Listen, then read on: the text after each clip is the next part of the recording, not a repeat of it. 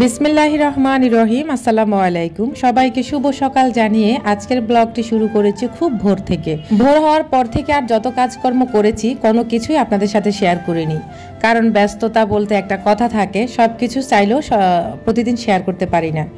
তো এখন চলে আসছি দুপুর প্রায় 12টার সময়। এখন কিন্তু আমার হাতের অন্যান্য কাজগুলো আপনাদের সাথে শেয়ার করব। এদিক দিয়ে দেখতে পাচ্ছেন আমি আগে ভাগে টেবিলটা ক্লিন করে নিচ্ছি, কারণ আমি ঘর ঝাড়ু দেওয়ার আগে সমস্ত সব কিছু এক দফা মুছে নিই। অনেকে আবার ঘর ঝাড়ু দেওয়ার পরেও মুছে, সেটাও কিন্তু আমার কাছে ভালো লাগে, খারাপ না। তবে আমার এই বাসাটাতে সারা দিনে মুছতে হয় যদি মোছার দরকার হয়, কারণ আমার রাস্তার পাশে বাসা, তো এত বেশি ধুলাবালি থাকে যেটা কিনা আমি প্রতিদিনে মোছা লাগে। তো যার কারণে আজকে ঘর ঝাড়ু দেওয়ার আগে মুছে নেব, আর যদি পরবর্তী সময় মোছা লাগে তাহলে আমি রাতে এক মোছা দিলে বেশ সুন্দর হয়ে যায়।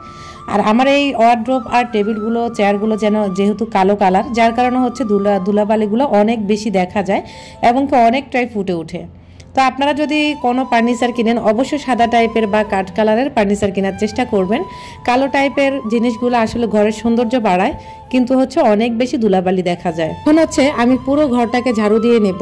আর আমি তো আপনারা হয়তো বা জানেন, আমি কিন্তু ভাড়া বাসাকে নিজের বাসা বলে মনে করি। আমি এটাকে ভাড়া বাসা মনে করি না, কারণ যেহেতু এই জায়গাতে আমি থাকবো, প্লাস আমি এখানে ভাড়া দিয়ে থাকি বা টাকা দিয়ে থাকি। তো এই যে চেয়ারের নিচে কিন্তু খুঁটিগুলোর ভিতরে আবার টেবিলের খুঁটিগুলোর মধ্যে কিন্তু আমি আজকে প্রায় এক বছর ধরে এরকম কস্টিপ আটকিয়ে রেখেছি। সেটা টাইলসে যেন কোনো রকমের কোনো একটা স্পট না পড়ে, যেটা কিনা আমি নিজেও মানতে পারবো না। তো যার কারণে আমি এই কস্টিপগুলা চেয়ারের চার খুঁটির মধ্যে এবং টেবিলের যে খুঁটিগুলো আছে ওগুলোর মধ্যে আমি এভাবে কস্টিপটা মুড়িয়ে দিই, যাতে করে টাইলসে কোনো ধরনের দাগ না পড়ে। অনেকে আছেন যারা কিনা বাড়িওয়ালাদের বাড়িটাকে একদম অত্যাচার করে নির্যাতন করে তারপর এই বাসা থেকে বের হয়ে যায়। এটা আসলেই অন্যায়। যদিও আপনি টাকা দিয়ে থাকেন, কিন্তু তাদেরও কিন্তু টাকা পয়সা দিয়ে এই বাড়িটা তারা নির্মাণ করেছে এবং আপনাদেরকে সুন্দর একটা পরিবেশ করে দিয়েছে। আর সেই পরিবেশটাকে যদি আপনারা এভাবে অবহেলা করে তারপরে ঘরটাকে এত অত্যাচার নির্যাতন করেন, তখন কিন্তু আসলেই ব্যাপারটা মানতে আমার কাছে পার্সোনালি খুব কষ্ট লাগে। এদিক দিয়ে যাই হোক, এখন আমার ছেলের মাধ্যমে আমি কাজগুলো করে নিচ্ছি। আমার দুই ছেলে মোটামুটি মাশাআল্লাহ আমাকে হেল্প করে।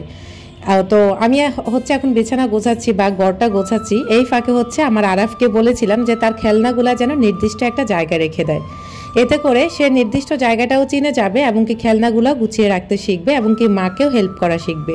তো আমার একসাথে কয়েকটা টেকনিক আমি খাটাইছি, আপনারা চাইলেও এই টেকনিকটি ফলো করতে পারেন। বাচ্চাকে সবসময় আদর দিয়ে মানুষ করতে হয় না, শাসনেরও প্রয়োজন আছে, আদরেরও প্রয়োজন আছে, কাজেরও প্রয়োজন আছে।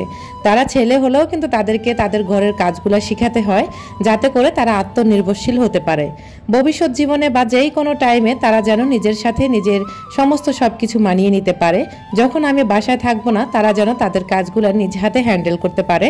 যার কারণে আমি চেষ্টা করি প্রতিদিন ওদের মাধ্যমে টুকটাক হালকা পাতলা যে কাজগুলো আছে সেগুলো করাবো এবং প্লাস করানোর মাধ্যমে তাদেরকে শিক্ষা দেব। তো সে তার খেলনাগুলা গোছাচ্ছে, আর এই দিক দিয়ে আমি বিছানাটা গুছিয়ে নিচ্ছি।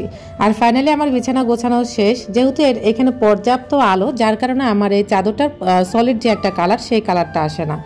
আজকে কিন্তু আপনাদের সাথে কিছু বেড কভার শেয়ার করব ইনশাআল্লাহ। আর এই যে দেখতে পাচ্ছেন, এটা চেয়ারের যে খুঁটির মধ্যে যে আমি কস্টিপগুলো দিয়েছিলাম, ওই কস্টিপগুলো আজকে খুলে নিচ্ছি। পরবর্তী সময় আমি কিন্তু নতুন কস্টিপ পেঁচিয়ে দিব আবারও সুন্দর করে। এখন চলেন আপনাদের সাথে কিছু বেড কভার শেয়ার করি। কিছু না, মাত্র 2টা বেড কভার শেয়ার করব।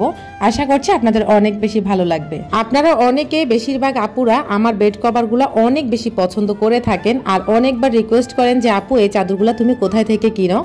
আমি আমার একটা চাদরকে 3-4 বছর ধরেই ব্যবহার করে থাকি। যদিও আমার চ্যানেলের শুরু থেকে এই পর্যন্ত আপনারা দেখতে পাচ্ছেন আমি 2টা বেড কভার দিয়ে চালিয়ে যাচ্ছি। আলহামদুলিল্লাহ আমার বেড কভারগুলো এতটাই সুন্দর থাকে, এতটাই মানসম্পন্ন থাকে, কোয়ালিটি ফুল থাকে, যার কারণে আমি বছরের পর বছর কিন্তু চাদরগুলোকে ইউজ করতে পারি। প্লাস প্রতি সপ্তাহে কিন্তু আমি চাদর ওয়াশ করে থাকি। আমার প্রিয় আপুদের উদ্দেশ্যে আমি কিন্তু আজকে চাদরগুলো বিছিয়ে দেখাচ্ছি। আপুদের যদি ভালো লাগে অবশ্যই ইমো হোয়াটসঅ্যাপে নক করবেন। অনেক আপুরা রিকোয়েস্ট করেছেন আমি যেন চাদর উঠাই বা বেড কভার উঠাই। তো আমার এই চাদরটা একদম কিং সাইজের চাদর, যেটা দেখে হয়তো বা আপনারা বুঝতে পারছেন, একদম যেমন লম্বাতে তেমন চওড়াতে। আর এটা অরিজিনাল একদম হোমটেক্সের চাদর, যেটা কিনা কাপড়ের কোয়ালিটি অনেক বেশি হাই কোয়ালিটির এবং কি অনেক ভালো একটা দামের চাদর, যেটা কিনা দেখে হয়তো বা যারা যেসব আপুরা কোয়ালিটি মেনটেন করেন তারা কাপড় দেখলে বুঝতে পারেন যে জিনিসের বা যে কোনো জিনিস দেখলে বোঝা যায় যে তার কাপড় কোয়ালিটিটা কেমন। আলহামদুলিল্লাহ আমার প্রতিটা জিনিস আমি হাই কোয়ালিটি ফুল উঠানোর চেষ্টা করি। আমার এই ভিডিওর মাধ্যমে আপনারা এক আপুর রিভিউ দেখতে পারবেন যারা কিনা আমার থেকে 3 পিস কেনাকাটা করে থাকেন। এখন আপনাদের সাথে শেয়ার করি, এটা হচ্ছে 2 নম্বর বেডশিট। এটা হচ্ছে নেভি ব্লু কালারের ভিতরে অসম্ভব সুন্দর ফ্লাওয়ার প্রিন্ট করা একদম কিং সাইজের চাদরগুলো। আমার প্রথমে যে চাদরটা দেখাইছিলাম ওটা হচ্ছে অলিভ কালারের ভিতরে, সেটাও অনেক বেশি সুন্দর আর অনেক বেশি ফ্লাওয়ার প্রিন্ট করা। সাথে পাচ্ছেন 2টা মাথার বালিশের কভার আর সাথে হচ্ছে একটা কোল বালিশের কভার পেয়ে যাবেন আপনারা। আর চাদরগুলো এত বেশি বড়, আমার খাটটা হচ্ছে সর্বোচ্চ বড় সাইজের যে খাটগুলো থাকে। আর আপনারা দেখতে পাচ্ছেন এই যে নিচে কতটুকু ঝুলানো অবস্থায় আছে, এরকম সেমভাবে আমি অপোজিটে যেই তোষক আছে ওই তোষকের পিছনে এভাবে হচ্ছে আমি মুড়িয়ে দিয়েছি। অসম্ভব বড় চাদর এই চাদরগুলো, একদম কিং সাইজের। আর আপনারা যদি এই চাদরগুলো নিতে চান অবশ্যই ইমো হোয়াটসঅ্যাপে নক করবেন। আর এই চাদরগুলোর প্রাইস হচ্ছে 1350 টাকা করে। আপনাদের যাদের ভালো লাগবে তারা অবশ্যই নেবেন। আর আমার এই চাদরগুলো পার্সোনালি একদম পার্সোনালি হচ্ছে আমি কিনেছি। এত সুন্দর চাদরগুলো, এত বেশি ইউনিক, ভালো লাগলে অবশ্যই ইমো হোয়াটসঅ্যাপে নক করে আমার সাথে যোগাযোগ করবেন। ঢাকার বাইরে ডেলিভারি চার্জ 150 টাকা আর ঢাকার ভিতরে ডেলিভারি চার্জ 80 টাকা। যাদের লাগবে তারা দ্রুত স্ক্রিনশট দিয়ে আমার সাথে যোগাযোগ করুন, বাংলাদেশের যে কোনো প্রান্তে পৌঁছে দেব ইনশাল্লাহ। এদিক দিয়ে হয়তো আপনারা খেয়াল করেছেন, আগেও খেয়াল করেছেন যে আমার আরাফে হচ্ছে আজকে ঘরের টুকিটাকি কাজগুলো করে নিচ্ছে মাশাআল্লাহ। কারণ হচ্ছে আসলে আমি ওদেরকে একটু একটু করে শিক্ষা দেওয়ার চেষ্টা করি 2 ভাইকে, যে তারা যেন তাদের কাজগুলো নিজেরা করতে পারে বা আমাকেও হেল্প করতে পারে। তো আমি রান্নাবান্নার কাজে মূলত ব্যস্ত ছিলাম, তার মধ্যে হচ্ছে আমার ছোটোখাটো একটা বিজনেস, তারপর হচ্ছে চ্যানেল চালানো, ওদেরকে নিয়ে দৌড়াদৌড়ি করা, সব মিলিয়ে আমি একটা পেরেশানির মধ্যে কাটাতে হয়। তো আমার ছেলেরা টুকটাক করে আমাকে হচ্ছে হেল্প করে। ওদিক দিয়ে আরাফা হচ্ছে ঘর ঝাড়ু দিচ্ছে দেখতে পাচ্ছেন, আর এদিক দিয়ে হচ্ছে আরফান আমার ওয়াশরুমটা ধুয়ে দিচ্ছে। মাশাআল্লাহ বলতে কেউ ভুলবেন না, কারণ হচ্ছে ওয়াশরুম একটুখানি ময়লা হলে আমার ছেলেরা ওই ওয়াশরুম আর ঢুকতে পারে না, কেন জানি ছোটোবেলা থেকে ওদের এই অভ্যাসটা। তো যার কারণে হচ্ছে এখন দেখতেছি যে ওয়াশরুম একটুখানি ময়লা হলেই হচ্ছে আরফানে ধুয়ে ফেলার চেষ্টা করে। ওর নাকি ভয় লাগে ওয়াশরুমে গেলে, যখন ওয়াশরুমটা একটুখানি ময়লা দেখায় ওর কাছে অনেক বেশি ভয় লাগে। তো যার কারণে হচ্ছে ও সব সময় চায় চকচকে। আর সবচেয়ে বড় কথা হচ্ছে আসলে ছোটোবেলা থেকে ওরা পরিষ্কার পরিচ্ছন্ন পরিবেশে বড় হচ্ছে, যার কারণে ময়লা এখন দেখলে ওদের কাছে খারাপ লাগে। তো আমি আমার বাচ্চাদেরকে এই অল্প অল্প রুটিনগুলোর মধ্যে বড় করছি। জানি না মহান রব্বুল আলামিন তাদেরকে কতটুকু বড় করবেন, কতটুকু নলেজ দান করবেন। তবে ছোট্ট এই বয়সে যতটুকু করছে এতে আমি আল্লাহর দরবারে অনেক বেশি শুকরিয়া আদায় করি। আর আপনাদের সবার কাছে অনেক অনেক দোয়া চাই আমার ছেলেগুলোর জন্য। আপনারা সবাই দোয়া করবেন আমার পুরো পরিবারটার জন্য। আল্লাহ তাআলা যেন সবাইকে সুস্থ হায়াত এবং নেক হায়াত দান করেন, আমিন। এখন আসছি রান্না বান্নাতে। তো আজকে আর ডিটেলসে আপনাদের সাথে রান্না শেয়ার করিনি, কারণ আলু ভাজিটা বা মাছের সাথে আলু দিয়ে ভুনা করা এটা মোটামুটি সবাই পারে। তো আমি আসলে আমার যে রান্নাগুলো ওইগুলো হচ্ছে টুকটাক আপনাদের সাথে শেয়ার করে থাকি, আর ওইগুলো আপনারা অনেক বেশি ভালোবাসেন। তো আজকে হচ্ছে নতুন আলু দিয়ে মাছ দিয়ে টমেটো দিয়ে ভুনা খেতে ইচ্ছে করেছে আমার, যার কারণে হচ্ছে এভাবে হচ্ছে রান্নাটা বসিয়ে দিয়েছি। এখন হচ্ছে রান্নাটা ফাইনালি হয়ে গেছে। এখন উপর থেকে ধনেপাতা আমাকে দিতেই হবে, কারণ ধনেপাতা আমার সবচেয়ে প্রিয় একটি জিনিস, যেটা কিনা প্রতিটা তরকারিতে আমাকে দিতেই হবে।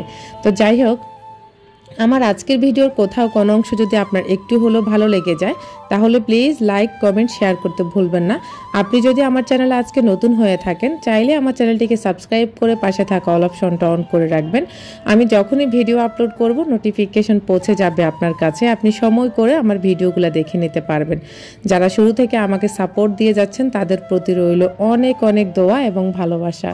এদিক দিয়ে হচ্ছে দেখতে পাচ্ছেন, তো এখানে আসলে আগে পিছে হয়ে গেছিলো আমার ভিডিও ভিডিওগুলা। আর আমার ছেলে হচ্ছে এখন চলে আসছে স্কুল থেকে, আর এই জন্য হচ্ছে মানে আরাফে অনেক অনেক নাচানাচি করছে, কারণ আজকে আরাফকে নিয়ে আমি হচ্ছে মাদ্রাসায় যাইনি, কারণ আমার শরীরটা তেমন একটা ভালো লাগছে না। তো যার কারণে আর যাওয়া হয়নি। এদিক দিয়ে বারান্দা থেকে আরাফে দেখছিল যে আরফান আসতেছে, দৌড়িয়ে এই যে দরজার সামনে ওয়েট করছে আর সাথে নাচতেছে, কারণ একা একা আসলে বাচ্চারা ভালো, মানে বাচ্চাদের কাছে ভালো লাগে না, যার কারণে দুইটা বাচ্চা হলে একসাথে ওদের কাছে ভালো লাগে। তো এই যে ভাইয়াকে দেখে অনেক বেশি হ্যাপি হয়ে আছে। আর ভাইয়াকে সত্যি কথা এক মুহূর্ত না দেখলে একজন আরেকজনকে চোখে হারায়। তো যাই হোক, এখন হচ্ছে আরফান স্কুল থেকে চলে এসেছে, আমি অনেকগুলো কাপড় চোপড় ভিজিয়েছি। আজকের মতো এইখানে বিদায় নিচ্ছি, দেখা হবে অন্য কোনো ভিডিওতে। আল্লাহ হাফিজ, আসসালামু